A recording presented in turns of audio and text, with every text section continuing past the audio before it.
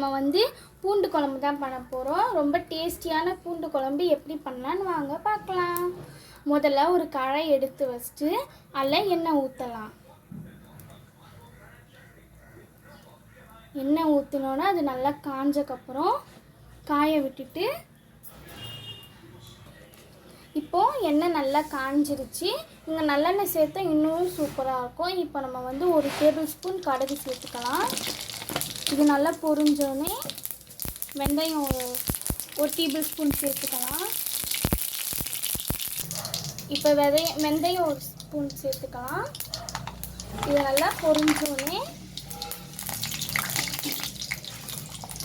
சின்ன வெங்காயம் பொடிசாக வெட்டினதை சேர்த்துக்கலாம். சின்ன வெங்காயம் பூண்டு குழம்புக்கு ரொம்பவே டேஸ்ட்டாக தெரியும். ஆனால் நாங்கள் வந்து சின்ன வெங்காயம் சேர்த்துக்கிறோம். பொடிசாக வெட்டினதை போட்டு நல்லா வதக்கிக்கலாம்.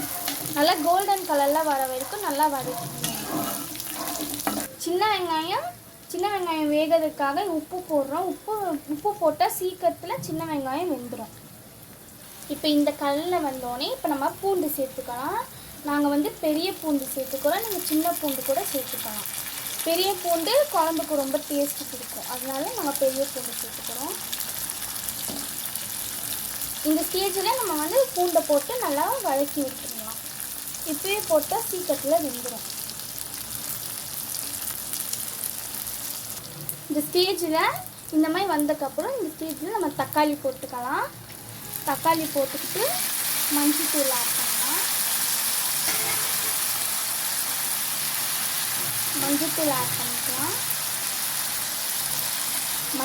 ஆட் பண்ணிக்கலாம். இது சீக்கிரமாக வேகிறதுக்காக உப்பு கொஞ்சோண்டு போட்டுக்கலாம். இதுக்கப்புறம் நல்லா கிண்டி நல்லா வேக வச்சுக்கலாம். இப்போது நல்லா எண்ணெய்லாம் பிரிஞ்சு வந்துடுச்சு. இதுக்கப்புறம் நம்ம வந்து குழம்புக்கு தேவையான மசாலாலாம் சேர்த்துக்கலாம். தனியாத்தூள் சேர்த்துக்கலாம். இப்போது 1 டேபிள் ஸ்பூன் தனியாத்தூள் எடுத்து இப்போ நம்ம ஆட் பண்ணிக்கலாம். இப்போது குழம்பு மசாலா போட்டுக்கலாம். காரத்துக்கு ஏற்ற மாதிரி நீங்கள் குழம்பு மசாலா சேர்த்துக்கோங்க. நாங்கள் 2 டேபிள் ஸ்பூன் சேர்த்துக்கிறோம். நீங்கள் எவ்வளோ சேர்த்துக்கணுமோ சேர்த்துக்கோங்க. அடுத்து மஞ்சள்தூள் தனி மிளகாத்தூள் காரத்துக்கு ஏற்ற மாதிரி நம்ம போட்டுக்கலாம். இப்போ நம்ம புளியே ஆட் பண்ணிக்கலாம். புளி தண்ணி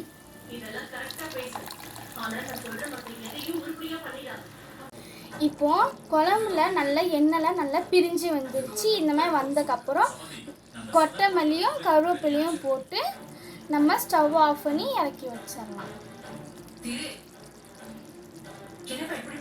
இப்போ மணக்க பூண்டு குழம்பு ரெடி ஆயிடுச்சு. வாங்க சாப்பிட்லாம். நீங்களும் உங்கள் வீட்டிலே இந்த ரெசிப்பியை ட்ரை பண்ணி பாருங்கள். இந்த வீடியோ பிடிச்சிருந்தா லைக் பண்ணுங்கள், ஷேர் பண்ணுங்கள், மறக்காமல் சப்ஸ்கிரைப் பண்ணுங்கள். பாய் பாய்.